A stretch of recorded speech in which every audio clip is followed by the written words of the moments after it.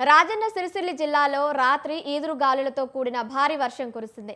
దీంతో పలు మండలాలలో మామిడికాయలు నేలరాలి రైతులకు భారీ నష్టం వాటిల్లింది.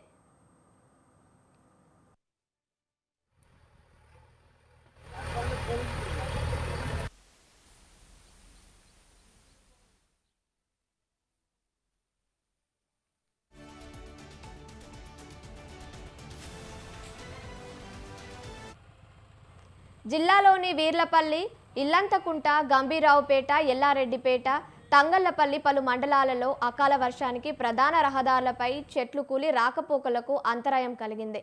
ఇల్లంతకుంట మండలంలో మామిడికాయలు నేలరాయాయి. రాత్రి కురిసిన వర్షానికి పంట పొలాల్లో నీరు చేరడంతో తమను ఆదుకోవాలని రైతులు కోరుతున్నారు.